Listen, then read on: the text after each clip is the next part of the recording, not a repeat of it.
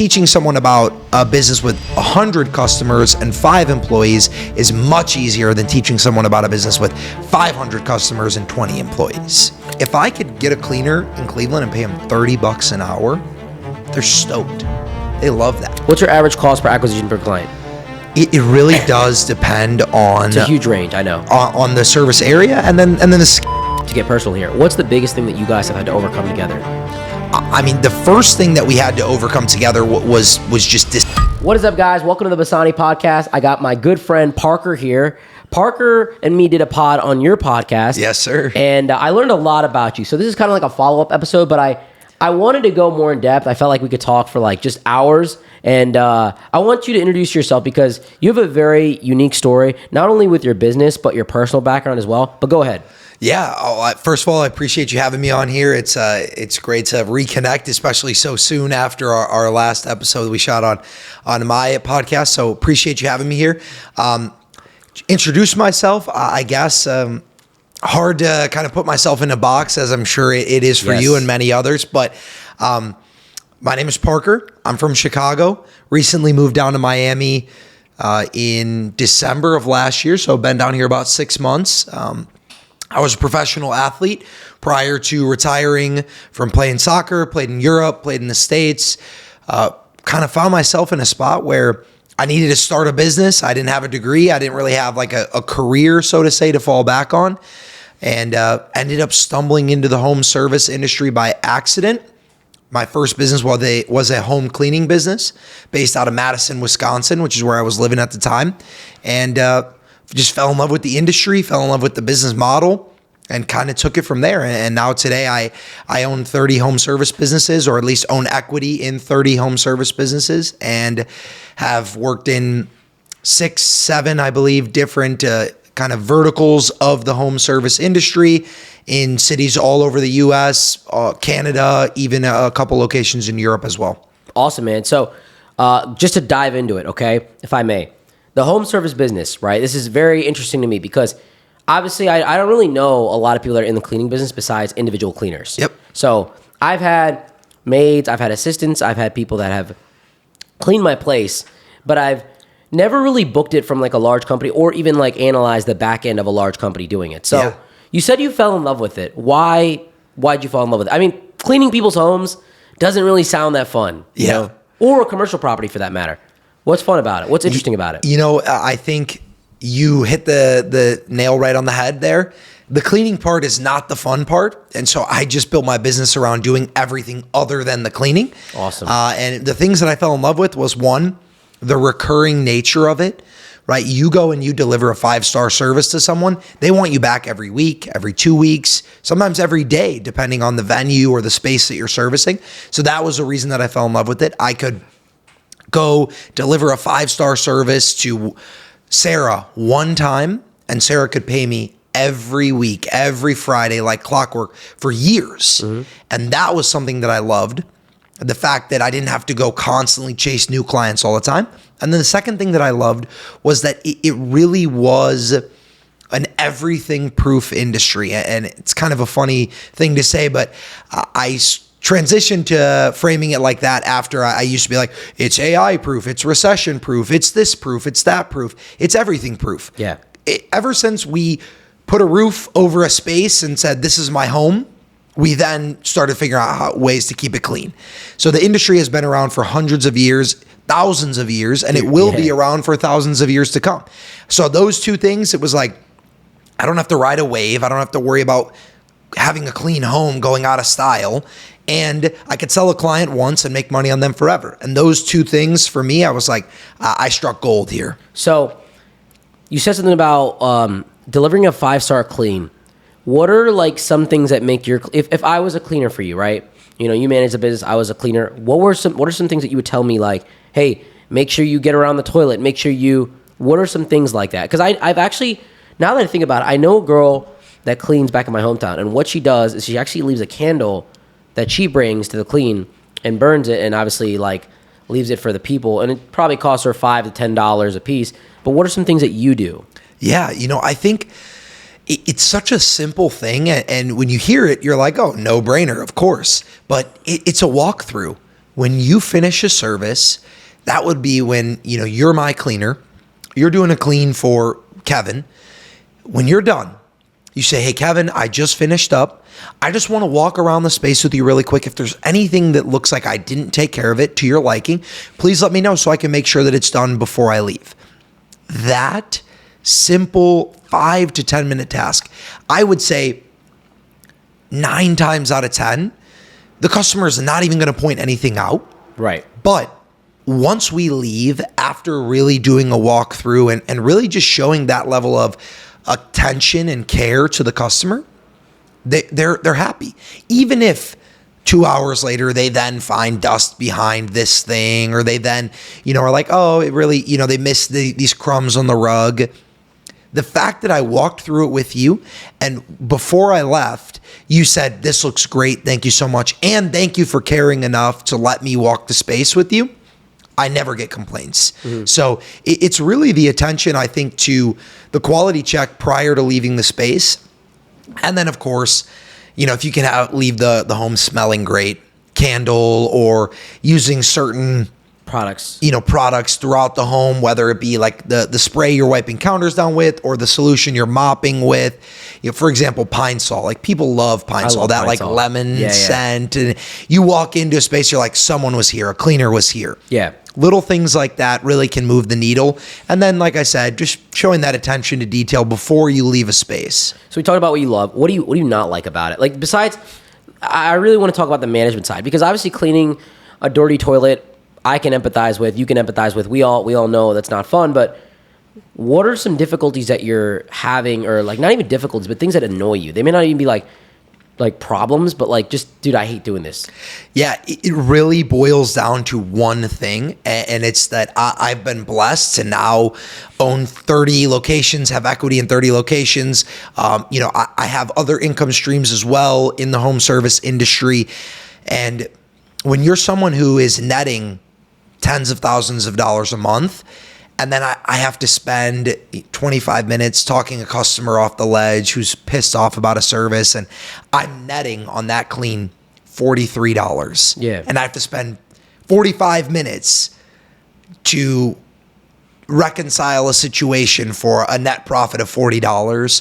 Those are really the moments to me where it just gets exhausting. But the thing is, I'll jump in here, because I own a business as well. You're doing that work more so for your cleaner, ironically, like, because you're saving that client for them. I feel like, right? Yep. And it really is, it's more reputation management than anything. It's not about the $40. Yeah. It's about the 4.9 stars with 500 reviews on Google. It's about the cleaner having a clear reputation and a clear mind, and being able to go into the next service and not be worried about something or whatnot. It really is, it is a high level task, but when you break it down to the effort that I'm doing is for $20 here, $40 there, sometimes that's where it does just get a little bit just tiring, I would say, is the worst. Any clients that you've had to like turn away? Like, have there been a lot of clients that you're like, hey, like, yeah, I don't like this, she didn't clean this way. What point is it like, hey, I understand, but we're probably not going to continue servicing this location? Yeah, funny enough, actually, right before we shot our episode, I was shooting off some texts with an Airbnb client of mine, right? Airbnbs, they can be the best or the worst. Yeah, because they're recurring. They need lots of services. Yeah. This gentleman, for example, I mean, we were servicing his unit 5 times a week, almost every day, right? And he was just, because he's an Airbnb owner, he's also a business owner. Yes. Right? He doesn't live in the home. It's a second property that he then rents out, and he keeps it rented all year round. Because he's a business owner, he views everything through the lens of cost, the lens of profit margin. Yep. Which, fair, understandable. But I hate that. But he wants a 5-star service. He wants tailored service, everything to be custom. He wants availability at the drop of a hat. He wants all of these things. And then he wants the cheapest rate. He wants, he wants everything. He wants the moon, the stars, the sun, everything in between. And there are just moments where I really have to take an inventory of the situation and say, okay, this customer, in a best case scenario, we service his unit every day, 7 days a week. Now, because we're servicing it so frequently, it's not a very large clean.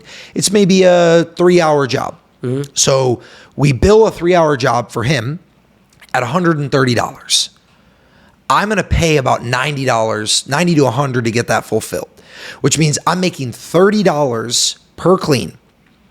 If he's got me on the phone every day complaining about something different, trying to say, oh, the cleaner was only here for 2 hours and 42 minutes today instead of 3 hours, and I have to deal with that type of stress and scrutiny on a daily basis to make $30 a service. It's not worth it. It's not worth it. It's not worth it for me. It's not worth it for the cleaner. And quite frankly, it's not worth it for him either. Yeah. And there are moments where I just have to step back and say, hey, this gentleman's name was Skylar. I'm like, Skylar, with all due respect, I don't think we're a good fit for each other.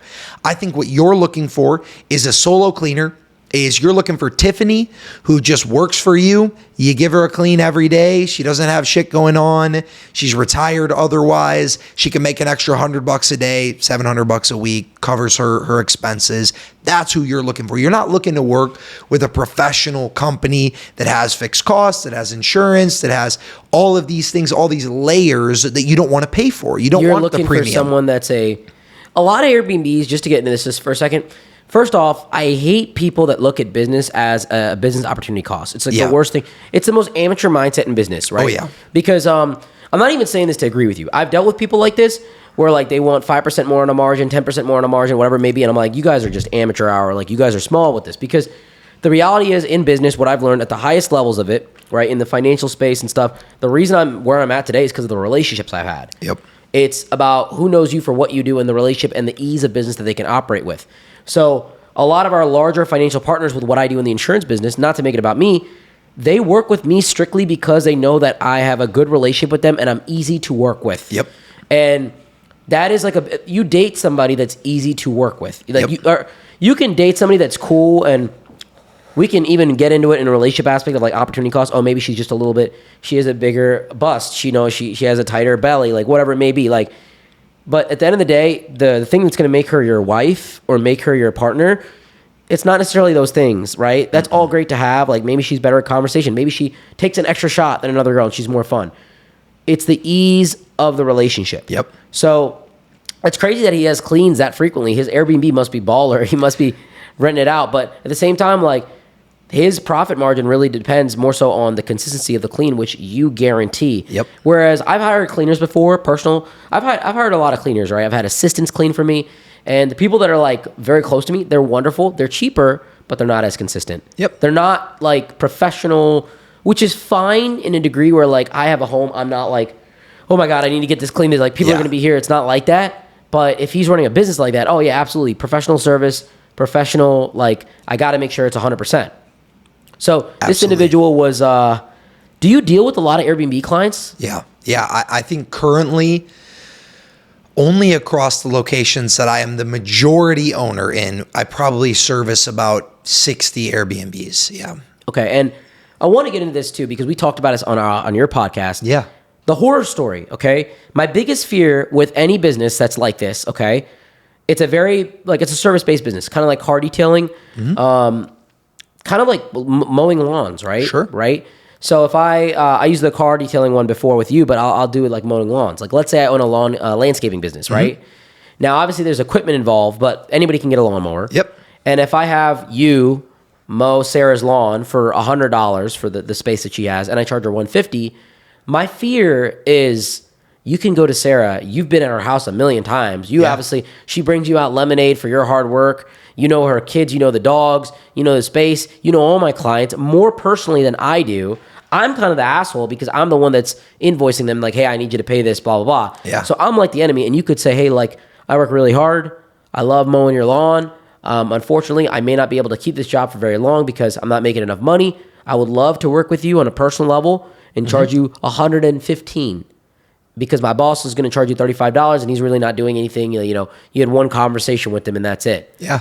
That's my fear. Has that happened to you? Absolutely. Yeah. It's happened to me, I would say probably 3 or 4 times. Okay. And 2 or 3 of those times, nothing came of it.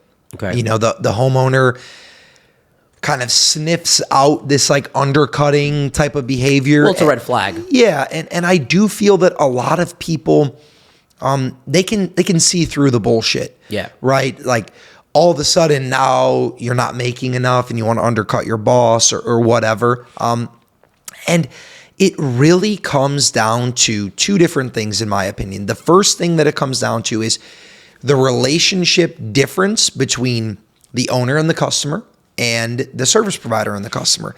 If I, as the owner, never check in, had one conversation with you, don't ever follow up, just connected you with Chelsea, and Chelsea's been cleaning your home every 2 weeks for months now, and every single touch point you have with my business is through Chelsea, Yeah. well, then I am completely dispensable. Yes. Get rid of me as you wish, right? And so that customer is going to be very, very keen on taking a discount and paying more to the service provider directly and cutting me out. The second thing is the relationship that you have as the owner with the service provider.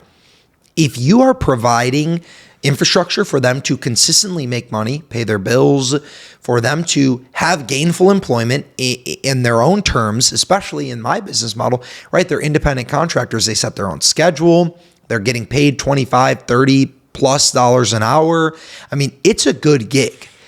For those people, if they really, really can weigh out the numbers and say, I would be better off trying to undercut Parker on a couple customers and increase my profit on those jobs than I would be to maintain my relationship with Parker and continue to grow inside of his business, then they're going to, again, undercut It you. really comes down on a technical matter. Like I'm trying to like look at this so like on a mathematic.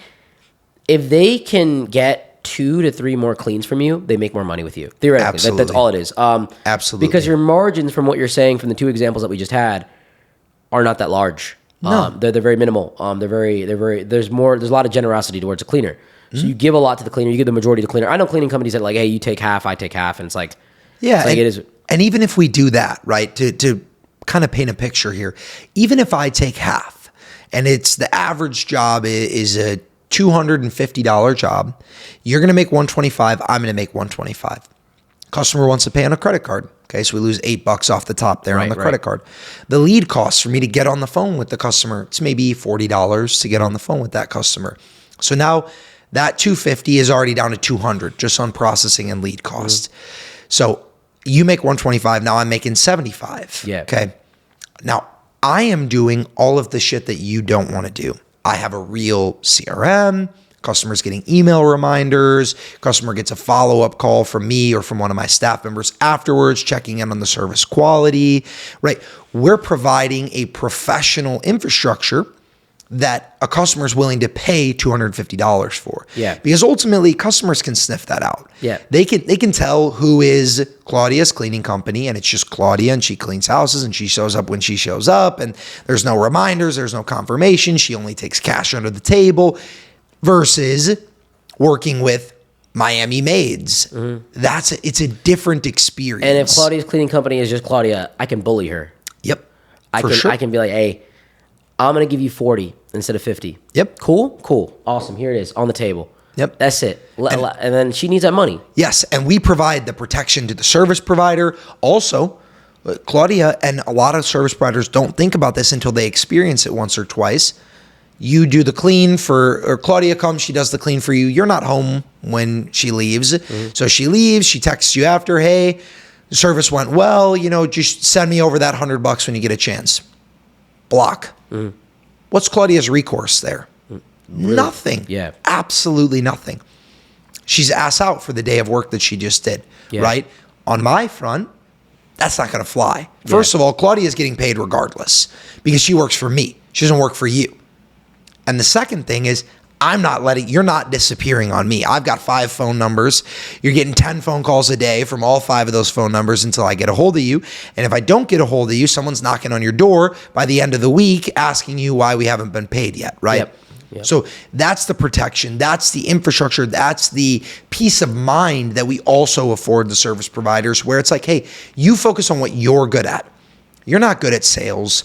You're not good at scheduling and the CRM and the back end and the follow-up. You're really, really good at cleaning. stick to cleaning. You're going to make $30 an hour minimum working for me. And I am going to give you no hassle, no trouble. You're not going to have to chase me down for an invoice. You're not going to have to deal with me complaining about this or that. And that's it.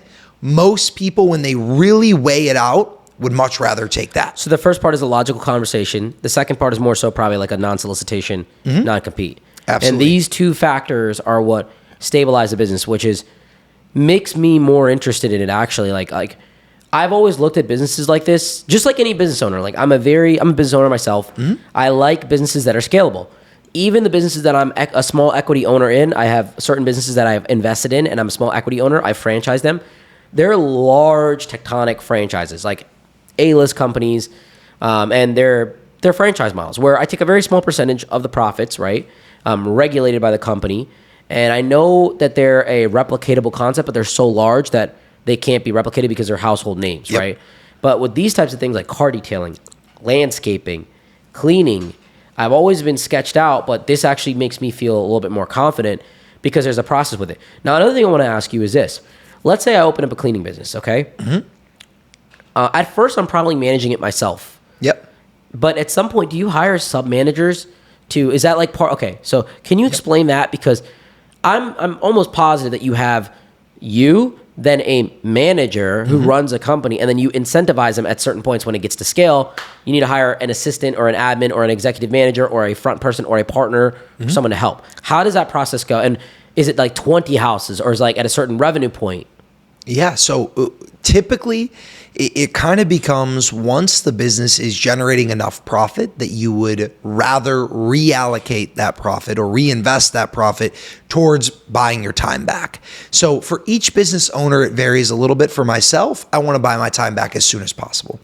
If the company makes $3,000 a month in profit and I can spend $3,000 to have someone run it for me, done. Because you're leveraged on cash already. That's exactly. the big thing. Yeah. Yep. Now, let's say you come in and you want to partner with me on a location. I'm going to build the infrastructure for you, stick you in as the operator, and that $3,000 a month is what pays your rent, or that $3,000 a month is what covers your fund money or I can't whatnot. afford to hire somebody. You're not going to want to stick someone in at that point. It doesn't make sense. But maybe at $6,000 a month in profit, now you want to reallocate $3,000 to hiring and keep $3,000 for yourself. So it really is just kind of a balancing act of what you expect to reap from the company, what you really need out of running it.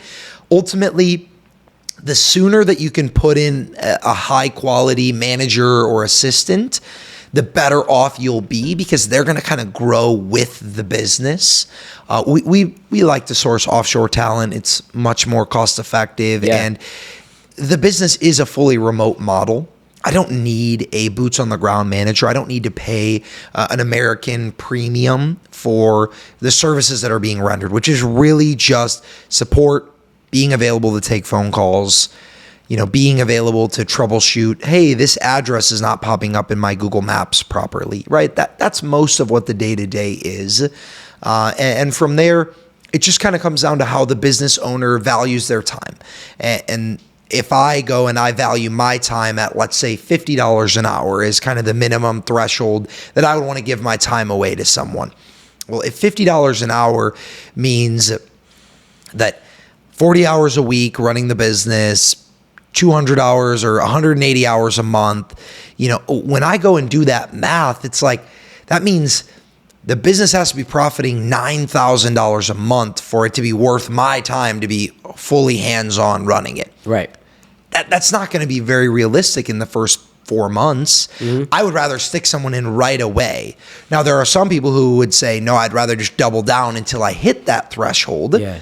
It really depends on the operator. I think the sooner the better, but mainly because when I am bringing in someone to a business that is very well developed, we're 12 months in, we've got a large customer base, we've got 20 cleaners, we've got all these moving pieces. It's a lot more for you to learn as the operator. When I bring you in as the new manager to take over for me, I'm like, hey, Claudia, she cleans 8 a.m. to 5 p.m. Monday through Friday. But if we really need her on Saturdays, she can normally do from 9 to 1.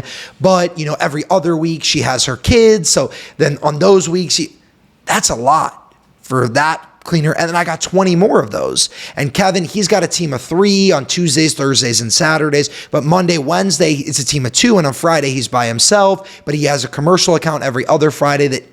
That's a lot, right? Same thing with customers. Hey, Clarissa, we do her house every 2 weeks, but once a month, the dogs are there, and the dogs are going to be in the mudroom. And when you go in, they're going to bark like crazy, and you're going to think you shouldn't be there, but you should be there. Like, I have to relay all of that information, and I can put it in notes, and I can SOP it all out, but what's much easier is if I hire you 4 months in, and now, yeah, you're the one that brought Clarissa into the company. You know Clarissa because you hired her, you're familiar with her, all of this. So teaching someone about a business with 100 customers and 5 employees is much easier than teaching someone about a business with 500 customers and 20 employees. So when you're saying you source, I wanted to hit on a few points, right? Yeah. And you source a lot of offshore talent. Like here in Miami, we have a lot of people that would love a job like this. For sure. We have pretty much anybody that lives in Miami that's local doesn't speak English, right? I speak Spanish because of that, right? It's anytime I order an Uber, anytime that I'm at more so like a restaurant in the back kitchen, you'll see Cubans, Colombians, more so like that. So I feel like this would be a really popular business. Where are the best locations to do this at? Yeah, I think it's not what you would expect. Okay. A lot of people would immediately put their eyes on a place like Miami. They're like, there's a lot of people millions, living here. Millions of dwelling units because there's all these condos, apartments, whatever. I mean, vertically, we're scaled about as big as you can go. New York, Chicago. New York, exactly. Chicago, LA, right? Yep. And you're like, well, there's a lot of low cost labor. There's a lot of people that come in and maybe they don't have great English skills or they don't have great degrees or educational backgrounds. So they'd be happy to be a laborer and work. That is a great reason to like a market. However, that means everyone else likes the market too. So you have a lot of competition. There's a lot of competition. Is there a lot of competition for you, like right now, like in the market? Like, because insurance, it's neck to neck. It's like, we're trying to kill each other. You know what I mean? Yeah. In a respectful way. It's not even like in a bad way. Like, it's business. It's regulated. Insurance is regulated. So like, even if someone were to take a guy from me, there has to be a signed contract and agreement. And so even if insurance, if we're like, let's say a cleaner is taking a client from you, in the insurance game, we have to sign it over. So I do sign it over because I know down the road I might grab somebody from him or a distribution from him, and I don't want an issue. And I can say, look, bro, like you took 6 guys from me, so these 20 I need to be able to take, and I sign these guys over to you. Yeah. Is there a lot of competition where you're constantly getting poached or undercut by cleaning companies, or? And that's really what it comes down to. Like where we make our bread and butter is in an industry, or I guess in a location where we can take an owner-operator who's fantastic at cleaning. Like I said, this Claudia's cleaning company, and it's Claudia and her sister. They clean together. They're great cleaners. You're right? You're acquisition based. So I'm up here, and I've got Claudia's cleaning company. I don't even have to acquire them. I can like soft acquire them by saying, hey, Claudia, your schedule looks really empty right now. Can I just fill your schedule? Claudia's like, hell yeah. Same thing in insurance. Absolutely. Like, why would I not want you to fill my schedule? That's fantastic. The issue is, if there's too many Claudia's cleaning company, then you as the buyer, you as the customer who needs the service, it's too easy for you to go find someone who's willing to clean for $30 an hour for you. Mm-hmm. I need somebody who's willing to clean for $30 an hour, but can't find customers. Yes. That's where I come in and I say, great, I'll get the customers and I'll sell you for $60 an hour. So what's your most popular market? If you had to... I love Midwest. I love really? Mid-major cities, right? Really? Oh, I love like a Milwaukee, Indianapolis, Madison, Wisconsin, Birmingham, Alabama. Are there a lot of differences in the rates that people pay in these cities versus like Miami, for example? No. Really? And that's the beautiful part. See, like Miami, everything, they call it the Miami tax. Yeah. Everything's more expensive, right? Mm-hmm. You valet a car in Miami, it's $100, right? Mm-hmm. Cleveland, maybe $10, $15, $20. Yeah. Like, people charge a valet on a Saturday night at the clubs for $40, and like people in Cleveland are like, this is fucking like... They're like, I'm not doing it. This is insane. Absolutely not. Like, that's actually crazy. And here in Miami, like, you go out on a Monday, they'll charge you $100, at nice restaurants. So You don't see a price difference? Nope. And that is exactly why we like those markets, right? Like Cleveland, for example. Because the dollars are more valuable to the people that are working there. Yes. You make $80K in Cleveland, you're doing okay. You make $150K in Cleveland, you're big dog. You know what I mean? You make $150K in Miami, it's your entry level right here. And the Cleveland would be a fantastic example of a great market, right? Because Cleveland, if I could get a cleaner in Cleveland and pay them $30 an hour, they're stoked. They love that. It's good money. That's great money, it's right? It's very good money. And a customer will pay $50 an hour, $55, $60 an hour, because it doesn't end up being that significant of a cost regardless, right? And that's what it boils down to. You want your 2-bedroom apartment cleaned, it's $175. Yeah. Right? Sure, if you really went and deep dived, maybe you get it for $125. Are you going to spend the extra hour and a half of your time? No, it's not worth it. No, it's not. So you'll just pay the $175 and I'll get it sourced for $90 and I get to keep the $85. How do you get the ads? Like what's this is it mainly Instagram? Is it Meta? Like what's your main platform to like kind of get customers? Or is it billboards? Is it Is it newspapers? There's several different channels. On the paid side, there's 3 main platforms that we love in the very beginning, right? There's Google local service ads, Thumbtack, and Yelp. Okay. Right? The nice thing about all 3 of those platforms is we can optimize ad accounts or campaigns, we'll say, to calls. What's unique about these platforms is I run just a classic Meta campaign, right? What am I paying for? I'm paying for impressions, paying for views, right? Not necessarily conversions. Exactly. Whereas other platforms are more conversion based. Exactly. And then the cost per view doesn't really matter to me because the service that I'm selling doesn't have this $1,000 profit per acquisition, right? It has $80 profit per acquisition. It has $150 profit per acquisition. So I really can't afford to just splurge on views and impressions and all this, especially in the early days of a company. Now, sure, where my businesses are at now, 500 5-star reviews, all this. Yeah, I can run pay-per-click, I can run Meta, I can run Nextdoor, I can run anything. It doesn't matter. Because when you stumble across my page, you're like, oh, these guys they're top dog. If I were to, so let's say I were to jump into a cleaning business, right? Not to cut you off. And I'm brand new in your program, right? I know you offer mentorship programs as well, that people pay an upfront fee and then you take a very small percentage equity. I believe it's 5%, right? Correct. So if I were to jump into that, would you run the ads for me or how does that work? Like I'm a cleaner. I have my business. I clean 3 people's houses a week. I want to do more, but I just can't find the clients. Yeah. How does that work? Does the ad spend come out of me or what? Yeah. So in general, someone in this particular situation normally comes to me and they say, hey, I've been a cleaner for 5 years. I own a cleaning company. I've got a couple cleaners that work with me. I'm tired of cleaning. Yeah. I know that my maximum amount of money that I can make in a week is $700 because that's all the jobs that I can fulfill with myself and my 2 cleaners. I'm tired of that. I want to get behind the desk and get my hands off the broom, off the mop, and start to be a business owner. Parker, can you help me? And the simple answer is absolutely. Because what I'm going to do is, first of all, I'm going to just professionalize the business, right? We're going to get real corporate structure. We're going to get real insurance. We're going to get nice website, socials, Google profiles. Then I'm going to set up and optimize all the ad campaigns for you. So you're going to be ready to run on Yelp, Thumbtack, LSA. So I run the ads. You help me on the back end. And then I have a cost per acquisition per client. Yes. What's your average cost per acquisition per client? It really does depend on... It's a huge range, I know. On the service area and then the skill of the operator, right? For myself, $40 maybe.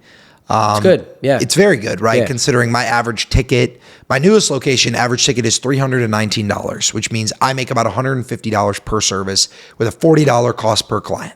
Okay. So, I mean, that's a 4x roughly, let's say, return on ad spend. And that's only on the first service. Yeah, what's interesting about yours is that you have recurring services. Like with insurance, I'm comparing it. We get leads anywhere from $2 to $20. Our cost per acquisition per client is typically $160.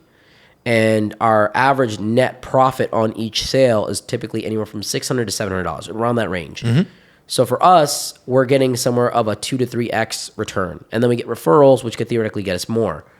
But it's interesting because once you get me once, I'm fucking 10 years maybe, potentially. Exactly. And that's really where I see the value and the opportunity in the industry. It's because, yes, I'll create a theoretical business for us here to give a kind of a quick overview. So let's say we spend $1,000 on ads, right? With an average cost per lead of $40. Okay. So we got 25 leads for $1,000. Okay.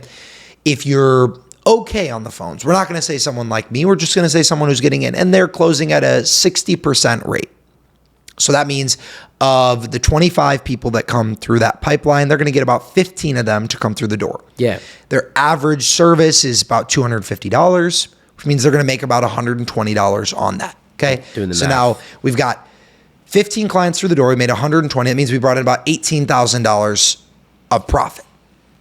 Or $1,800 of profit. Sorry. $1,800, yeah. So we brought in $1,800 of profit. Yep. On $1,000 of ad spend. Okay. So we break that down. We're like, oh, it's not really that but enticing. But then it's the second clean, the third clean, the fourth clean. And that's exactly it. Because even if we can only convert 20% of those clients to recurring, that means we got 3 now this month. You'll make your money back. Well, we've already made our money back, right? Yeah. You'll make even more money. Exactly. We spent $1,000. We made $1,800 back. Mm-hmm. So we had a 1.8 return on ad spend. Yeah. But we get 2 of those people to go, one on biweekly, one on monthly. Yeah. Now that means we've added another $750 to the top line or $350 to the bottom line every month.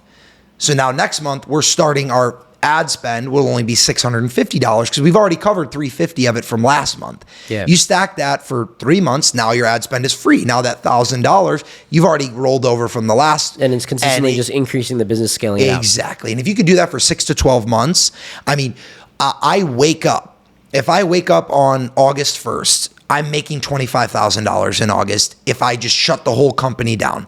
If I just say we're taking no new clients, we're running no new ads, no one's answering the phones, we're just doing the work that's already on the book, I'm making $25,000 in August. Let me ask you this. What's the most difficult part about the business? Is it sourcing the cleaners? Is it sourcing the clients? Like, what is the most annoying part if we were to partner in business? I was somebody in your program, like, what is the biggest hurdle?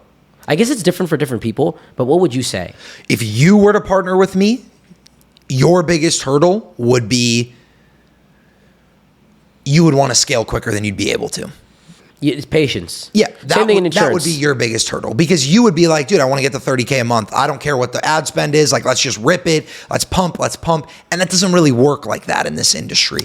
It's more of a slow burn. Now, Joe Schmo, who wants to get into this business, his biggest obstacle is going to be finding a couple decent cleaners in the very beginning, or even just learning the business acumen and how to pitch himself as an operator and how to provide infrastructure in a way that's not overwhelming, but is complementary, right? You have the business acumen already, so that would be very easy for you. Yeah. A random person off the street, the operator who's just a cleaner right now who wants to be a business owner, that's what they're going to struggle with. So their struggle is, hey, what's up, Sarah? I see that you fill out some information in regards to XYZ Cleans.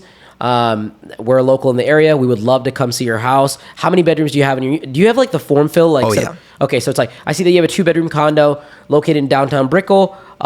We service a lot of locations in this area. It's funny. We actually do a lot of cleans in that building, the whole script.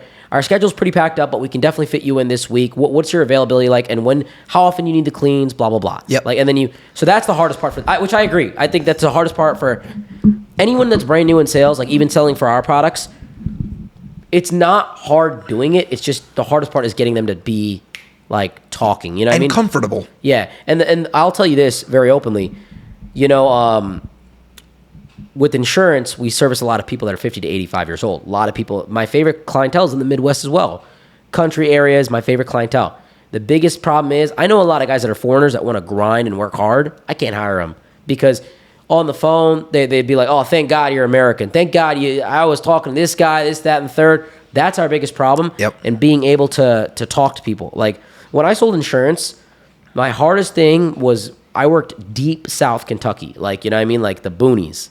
And I would go into the houses and I'd knock on their doors and they'd look at me like I was crazy. Like, you know where you're at, boy? And Yeah. I'd be like, yeah, I think the Indian population went up 100% since I got here. Thought I saw another one, but that was just the mirror in the bathroom. But how are you doing? I'm the numbers guy. That was my biggest objection. That was my biggest difficulty. Yeah. So for you, it's teaching people how to not be Maria and I clean. It's Maria's cleaning company or cleaning by Maria, and then representing themselves as a larger entity.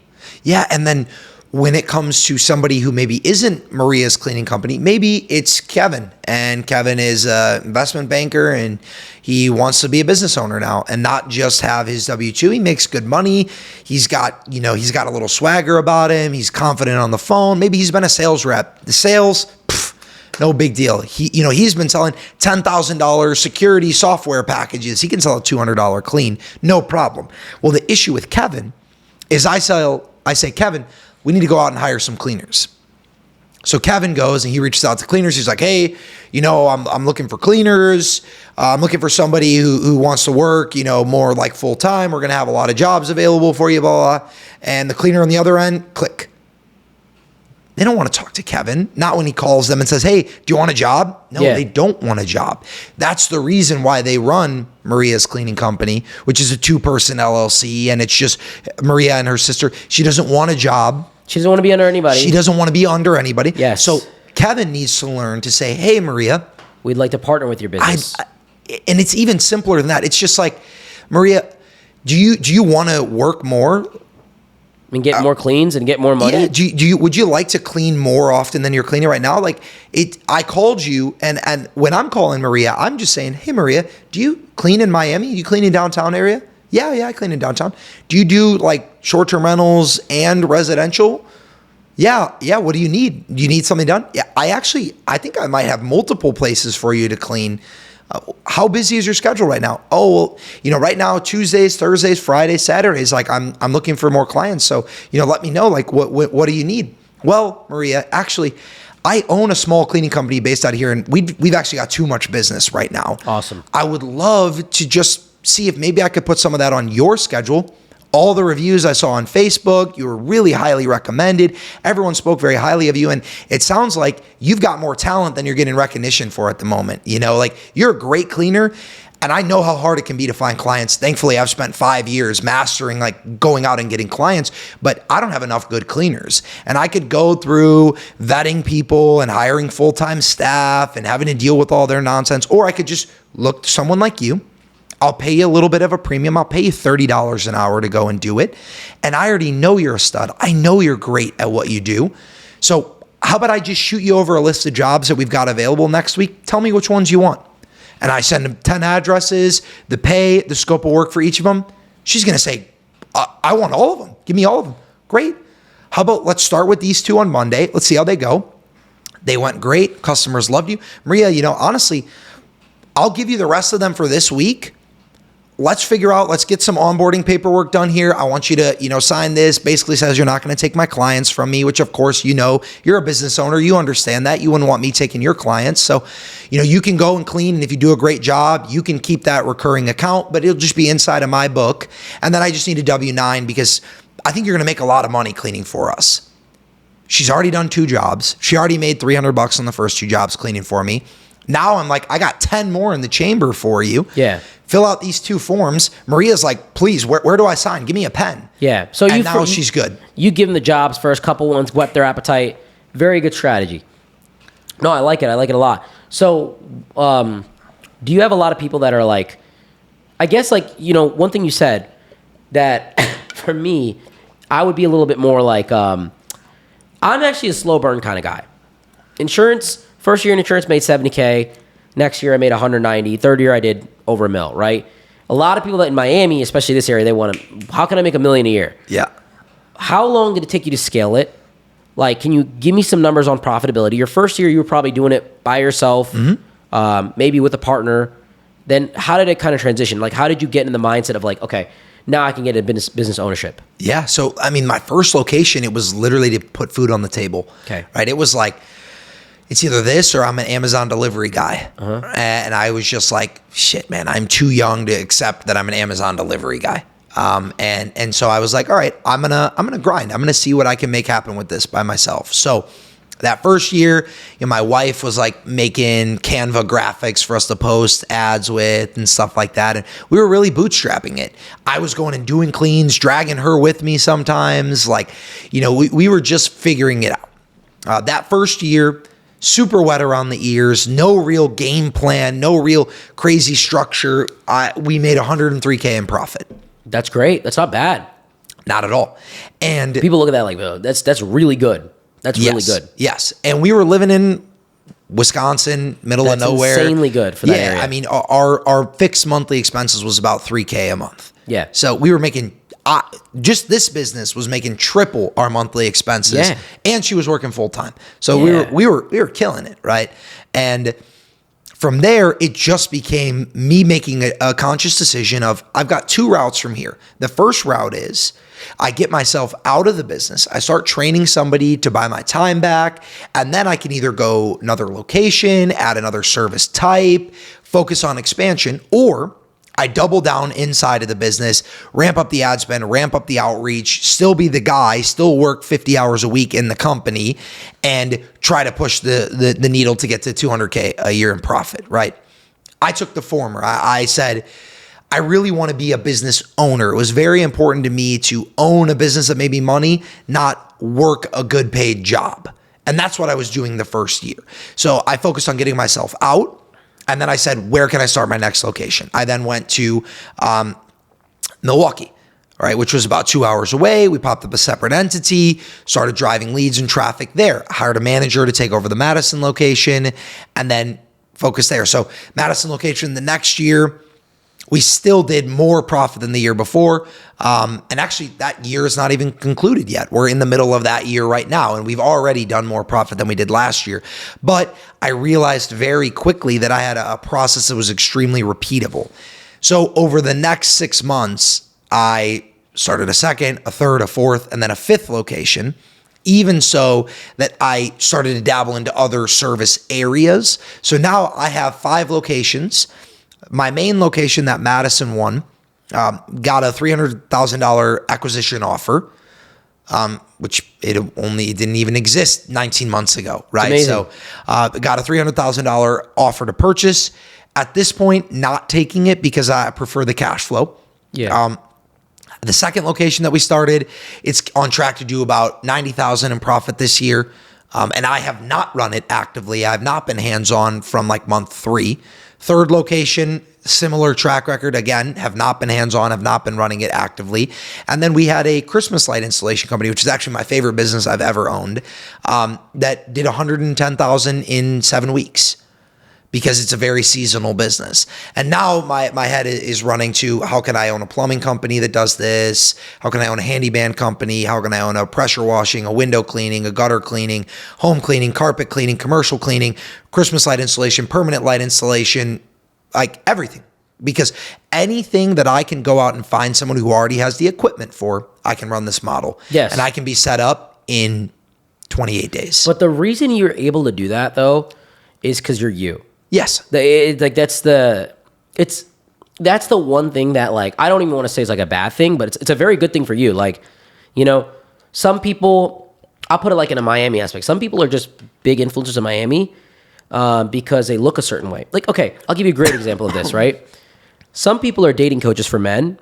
Like, there's a lot of male dating coach out there, and they're 6 foot, they're sharp, they look like you.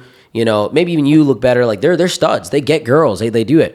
And I'm very much like, this is why you should work with me, because I'll show you how to do it from the ground up. I'll show you how to date 10s and acquire beautiful women and get them to be submissive to you and get them to work with you. Not because I'm this big put together guy. It's because, bro, I'm Indian. We're the least desired per se.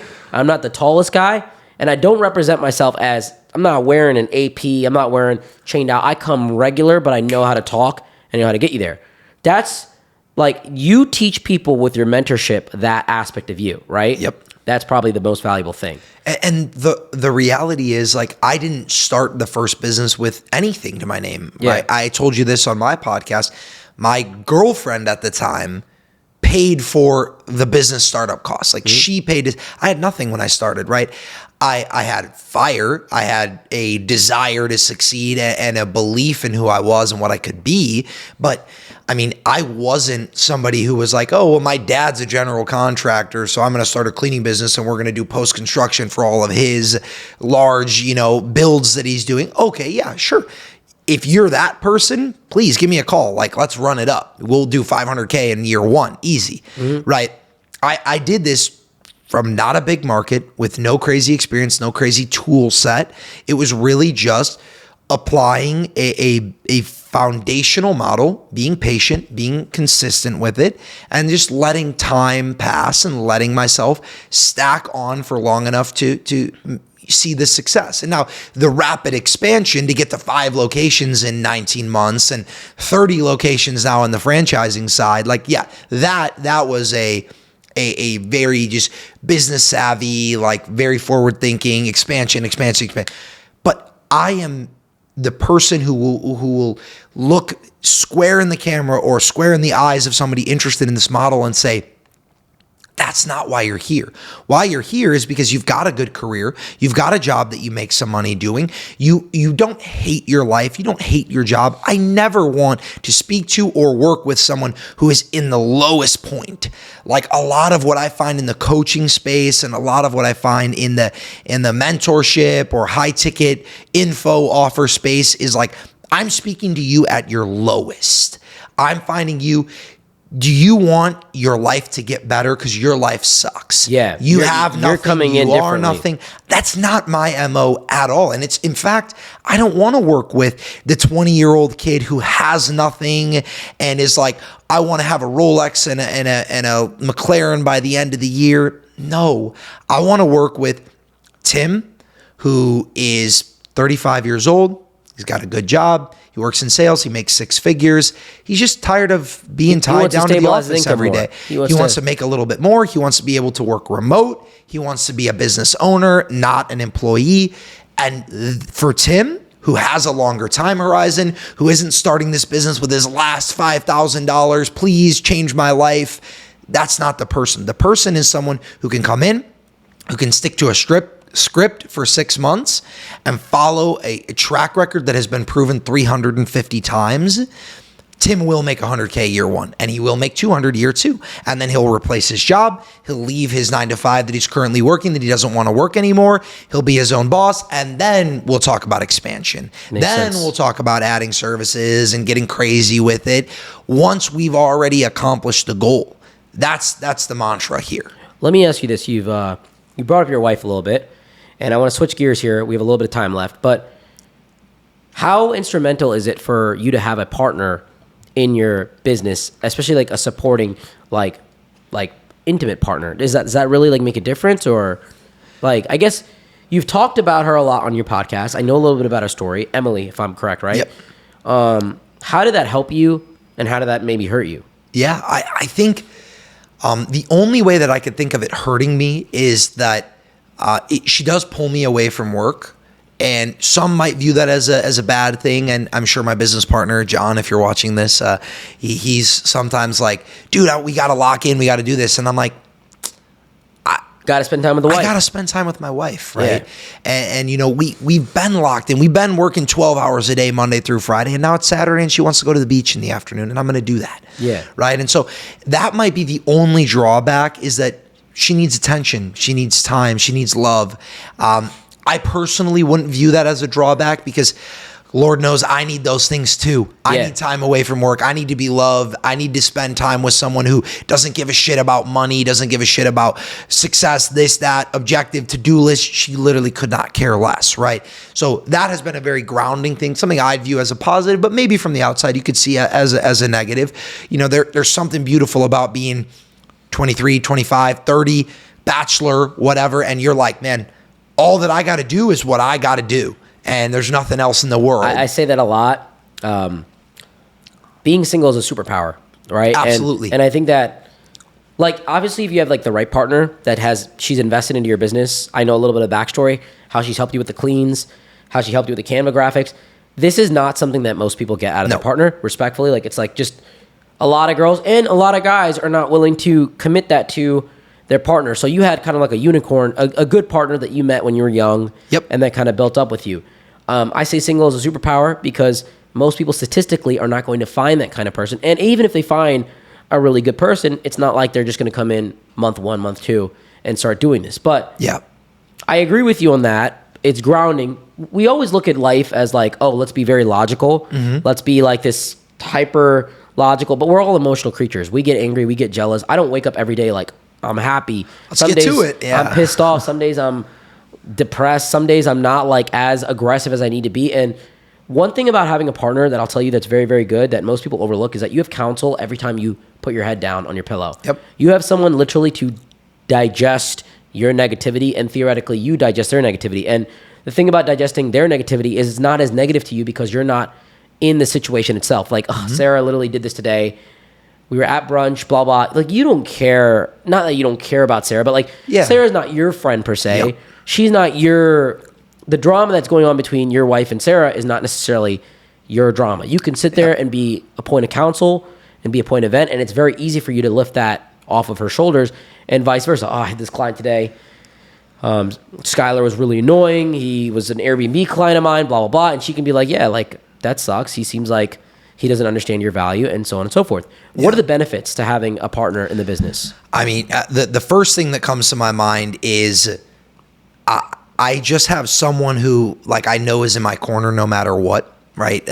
If a good day, a bad day, a good week, a bad week, a good month, a bad month, a good year, a bad year. They support you. You know, Emily has been by my side for 7 years now, and there's been good years and there's been bad years, right? And there's been good seasons and bad seasons. And like, I know at the end of the day, I get to lay my head down next to her.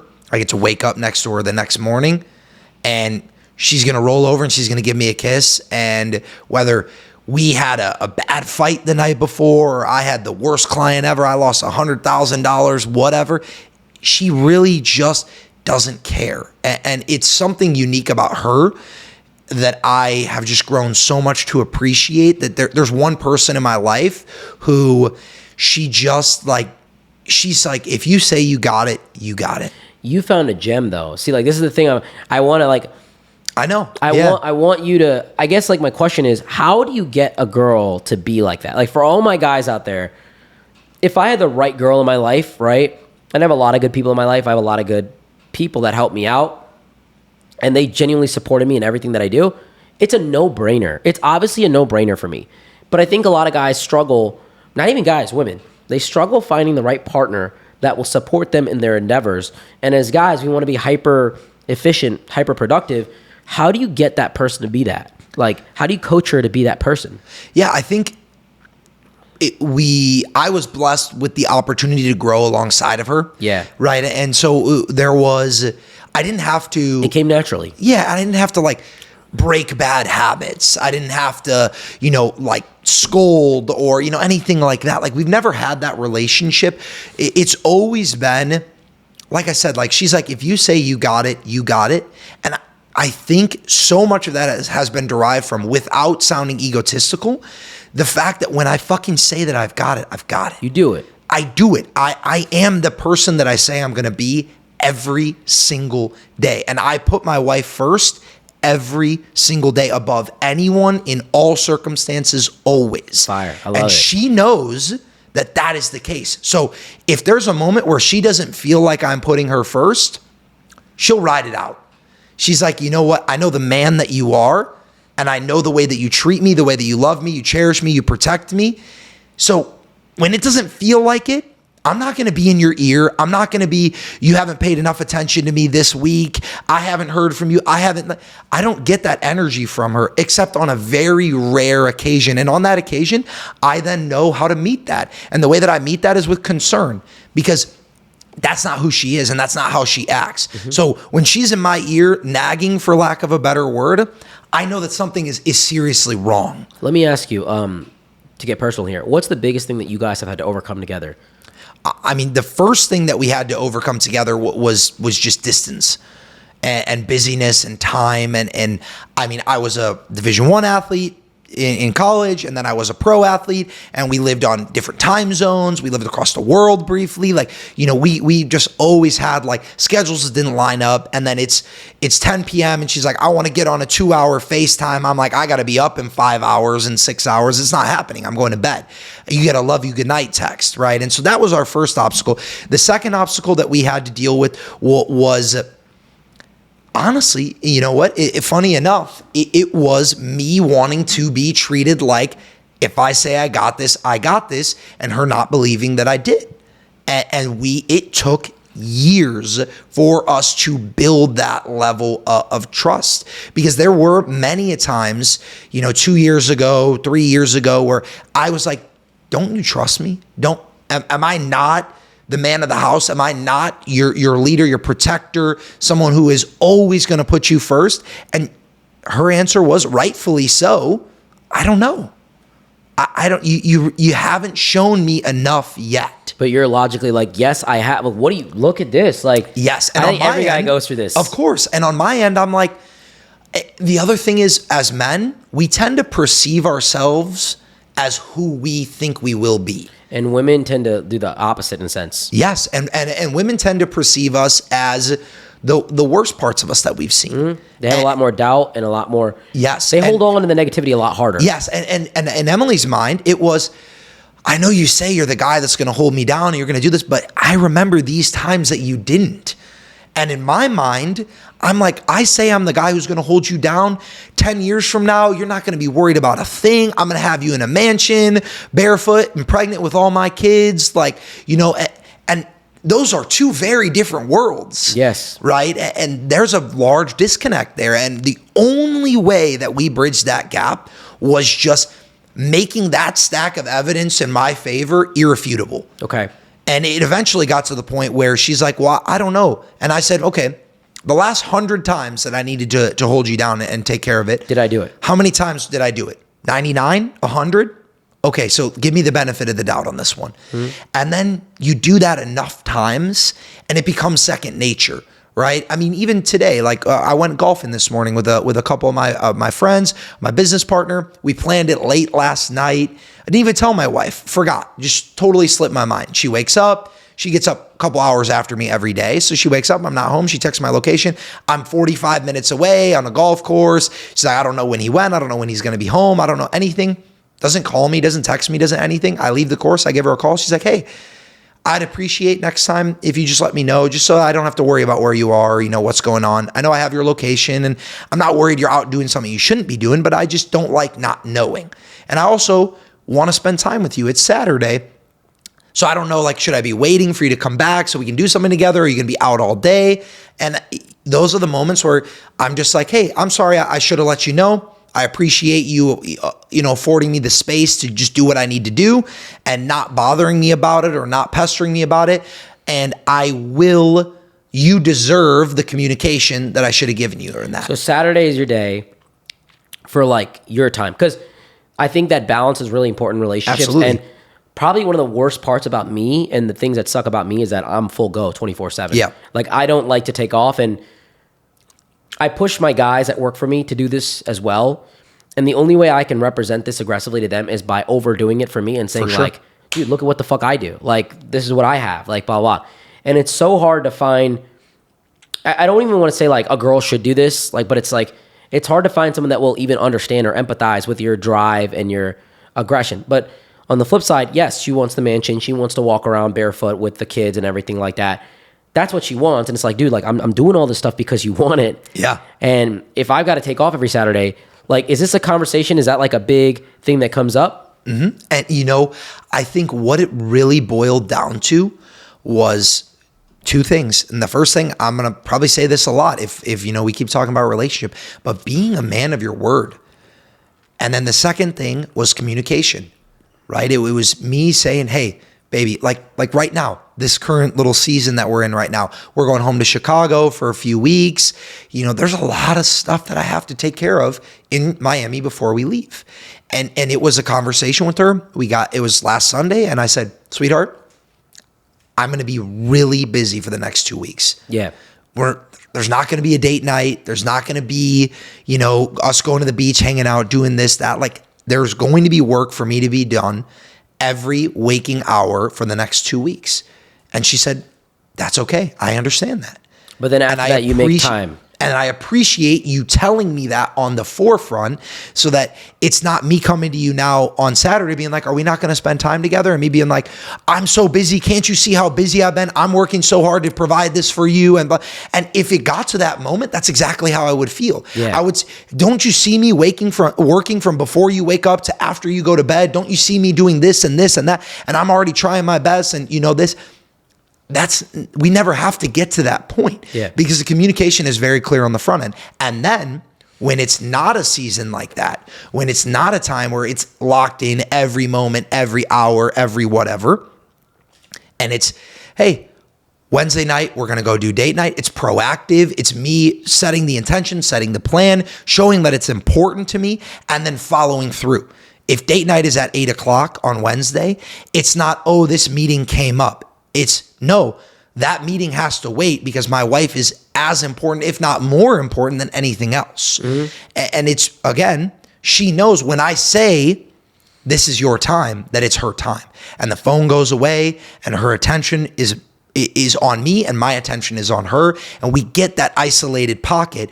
And she can so look forward to that and appreciate that during the times when she doesn't get it, as long as the communication is clear, she can understand that because she sees the vision. She sees the goal. She doesn't want to work. She doesn't want to do certain things that she will otherwise have to do. No, it makes sense, man. Dude, you're fire with the relationship advice. And your background and your like the way that you guys have built together is very unique. It's very rare. It's also very beautiful to see, and I think a lot of people could wish they could go back in time, and even me, like I wish I could go back in time, and not necessarily like I've had great people in my life, I've had great partners, even the ones that were bad for me, I was very grateful for because they taught me something in the negativity. But I wish I could have met my person at like 17, like you did. Like that would have been a miracle, and be able to grow in business with them. But I want to ask you something before we wrap up here, okay? 2 things, okay? You asked me 2 things. I'm going to ask you 2 things. Yeah. One is going to be about business. One is going to be about your relationship. Okay. Beautiful. Let's do it. So 60 seconds. I want you to give, if you had to give a 60-second kind of like a statement on how to be successful in business, how to be who you are, how to emulate your success, and then 60 seconds on how to emulate your success in your relationship. Because I'm very big believer in relationship and business, because if your life is chaotic at home, your businesses are going to go to shit. I'm a firm believer in that because it's such a big factor of your life. Even for me, like if I have a bad relationship, that toxicity bleeds into my work environment. And it's happened to me many times. And the flip side, if your business is also doing good, it can enhance your relationship. It can make your relationship easier, especially for men. If we're doing well, if we're making money, if we're able to provide, we're able to do a lot more, not only for our wife, but our children and our partner. So 60 seconds in business, 60 seconds in relationships to emulate the success that you've had. Okay, I'm going to start with business. I think in business, it is this simple. There's 3 things you need to do. The first thing you need to do is you need to find somebody who's doing what you want to do. You need to study them very closely, pay them for advice, however you need to get in their mind, right? Whether that's just binging their content or joining a mentorship or just studying and actually genuinely, not they wake up at 5 and they cold plunge and they do. No. What do they do that actually relates to their business? What are their needle movers? Okay. The second thing that you need to do is you need to pick something that you see a 3 to 5 year timeline minimum, and then you need to commit to it. And you need to say, okay, I really think home services, like that's going to be around, whatever. And if you're going to cut bait, you need to cut bait in the first 3 months, right? Don't get 9 months in and then quit on yourself. If you pick and you pick wrong, cut bait right away. Right. So the second thing is just having the patience to actually lock into something and give it time to unfold. Give it time to grow. Give it time to flourish into this thing that you want. Because most people think that this is how you make 10K a month in 60 days, blah, blah, blah. That shit is just like, it's so hit or miss. And even then, making 10K a month, man, doing it once doesn't mean anything. Can you build something that is actually worthwhile for 3 to 5 years minimum? And hopefully that thing becomes something you love and you do for 20 years plus. And then the third thing is focus on yourself and who you are and how you show up every day, because your attitude your discipline, your habits are going to determine your actions and therefore your life and your outcomes. Your actions are the only thing that matter.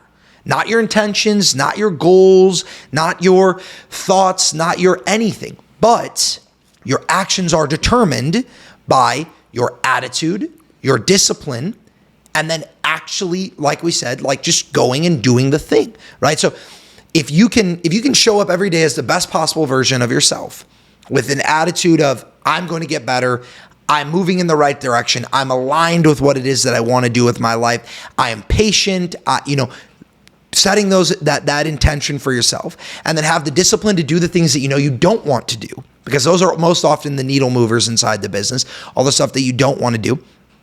And then just do it for long enough, like you will eventually get to a point where you are the person that you want it to be, and that person will have the things that you want to have.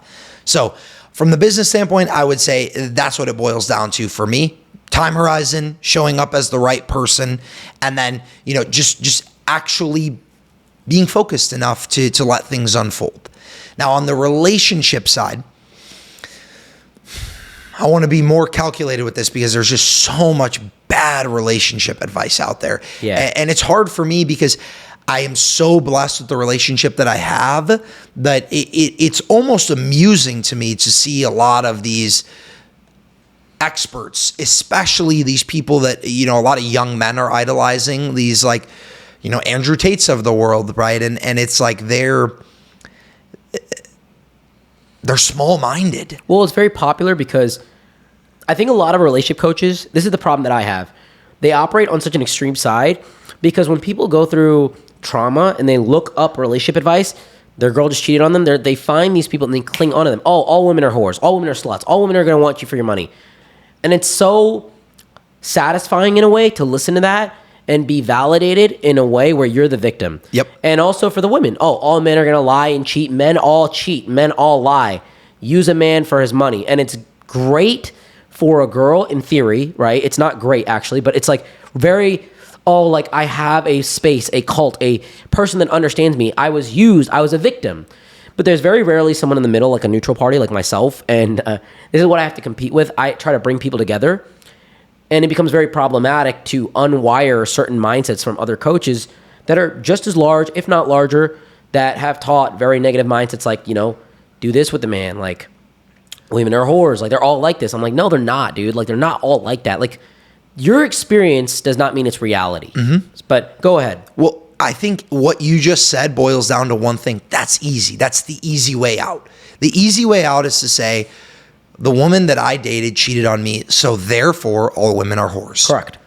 The easy way out is to say that this man didn't treat me well, didn't respect me, didn't whatever, so therefore all men are pigs or all. That's the easy way out, right? And relationships are not easy, but neither is being single and dating dozens of different men and women and getting your heart broken over and cheated on and blah, blah. That's not fucking easy. I don't wish that on anyone. I don't wish that on my worst enemy, to go through 50 partners, and trying to find the right person.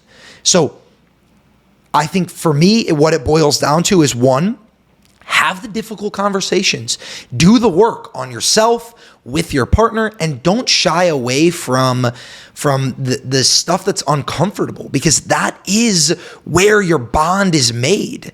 Like, the deepest, closest moments that I have had with my wife have been in our moments where there is genuine conflict and struggle and truly, like, we have to change who we are as people to move forward together.